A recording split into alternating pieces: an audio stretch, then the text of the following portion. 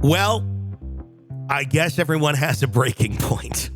Oh, God, Tony. And for this couple, an 84-year-old couple, 84-year-old man, 85-year-old wife. You think of them sitting on the porch, drinking lemonade, talking about the good old days, the grandkids coming over, playing in the front yard, maybe a little croquet going on. Chicken in the oven. Yeah. With some potatoes and, yeah. Smell of goodness. And then Grandpa goes inside, and there's little Snuggles, the kitty. Oh, isn't Snuggles cute? And then Grandpa looks at the vet bill. And then suddenly Grandma's dead. That's how this story goes. Police responded to a 911 call and found Grandma murdered with Dad, or Grandpa, maybe great-grandpa, Barton Seltmann, with blood on his hands, face, and clothing. This is horrible. So if you're looking for a nice, feel-good, warm story this holiday season, this is not it. The incident occurred in Lower Pottsgrove Township, Pennsylvania, when 84-year-old Barton Seltmann, he's standing accused of fatally striking his wife, Margaret Seltmann, 85, during a heated argument over money allocated to the cat's vet bill. Okay, so as we enter this story, I do need to make a disclaimer. And I've said it many times. I'm a licensed veterinary technician. I've got 2 cats. I had 3 cats previously. Have you ever felt cat? Go ahead. What? Have you ever felt in danger of your life for bringing a vet bill home? No. For one, working at the vet clinic, I got a really nice discount, but now I don't work there. Yeah. I'm going to tell you, 2 days ago, I dropped $500 on my cat. For my other cat, Sammy, I think you had maybe met Sammy. I remember Sammy years ago. Yeah. Or you know about him. Sammy would be like 35 today. Right. He totally would have. But I spent $12,000 on him. He had a heart condition and he was hyperthyroid and I had all kinds of things. And I dropped $12,000 on him over the span of a year. Mm-hmm. That was my choice. And when I got married, my cats were part of the wedding vows because my husband had 3 kids and I had 3 cats.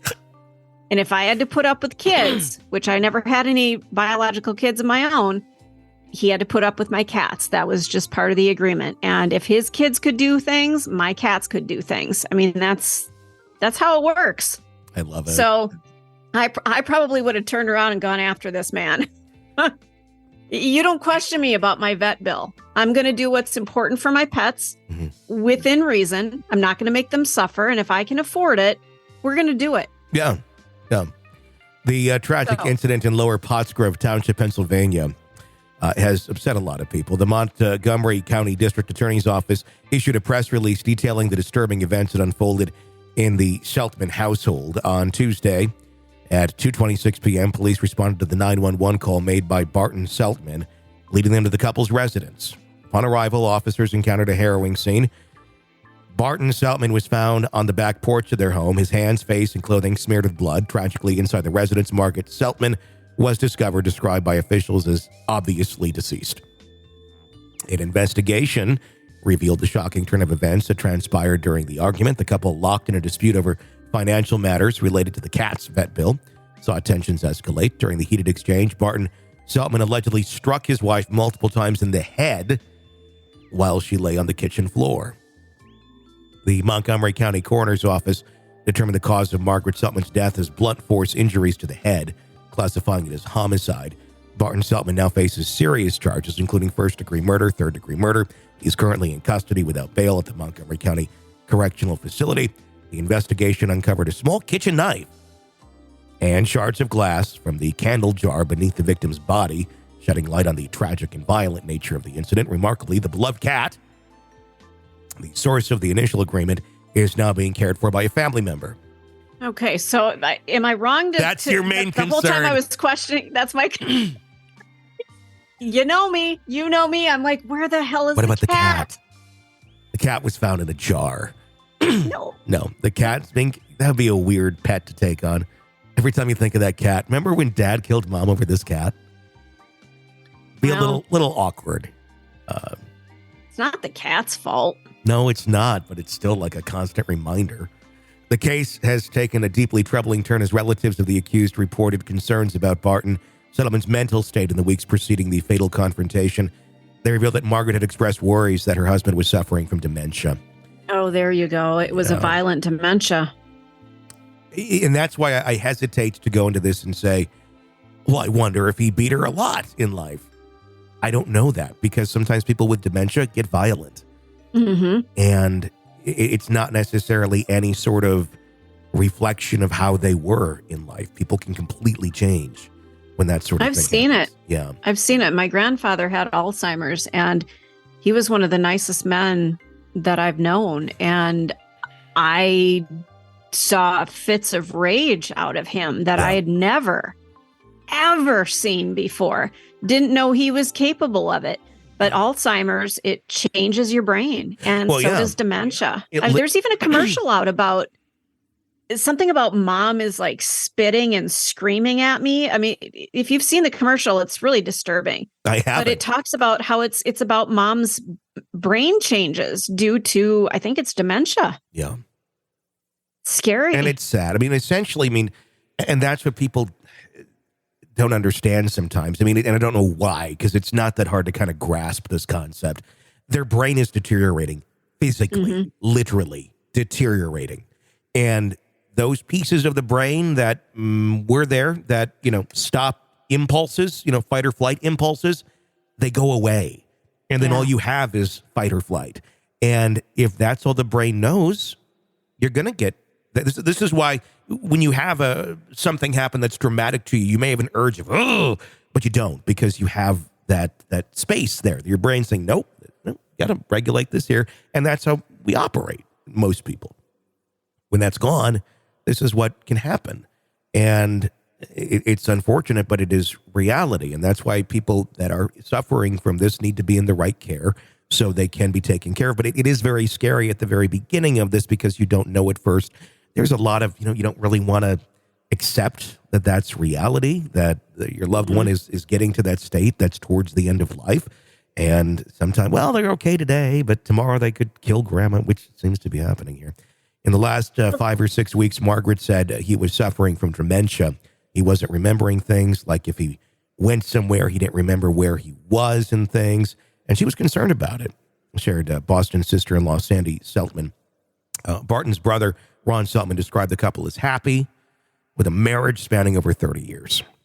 However, the argument took a violent turn when Margaret allegedly brandished a knife and threatened to kill her husband. According to Barton's account to investigators, he reacted by pushing a chair towards his wife, causing her to fall and hit her head on the floor. Subsequently, he reportedly punched her and struck her head with a candle holder. Feels like an episode of, or a game of Clue, doesn't it? And wasn't it a candlestick in the kitchen? Yeah. Well, there's a knife in there too, but yeah.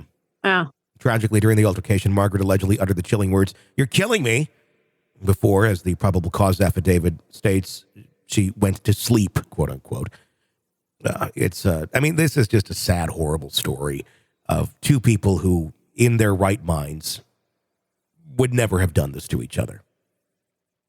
Yeah. And who knows, the reason she brandished a knife might have been she was terrified. Maybe he had gone into a rage that she just didn't recognize and was scared for her life. I know my grandmother was afraid of my grandfather, and their relationship was not anything like that. He was not abusive to her. And in his later years, she was afraid of him. And it's sad and terrifying. And now this man is going to be in jail or prison. I'm not sure he belongs there. And he's not going to get the care he needs for severe dementia.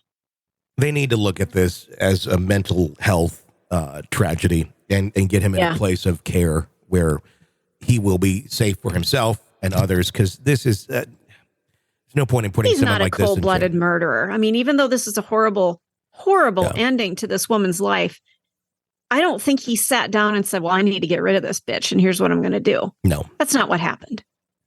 No. I mean, just a sad, tragic end to this whole, to a life, a 30-year marriage. I mean, if there's no accounts of this person ever being abusive, then that's what we have here. We have, this is towards the end of life, brain not working, dementia taking over and making people do things they otherwise would not do. It's essentially, I'm not trying to be crass here, but kind of turned almost a zombie state at some point with some of these things. And yeah, it's like, it's not that person, anymore because their brain is not what it was. If you ever walk into a assisted care facility or an Alzheimer's unit, it's just sad. It's tragic. I've been in an assisted care facility in the last couple of months, and it's heartbreaking. People just sit and they're just staring at the walls. It's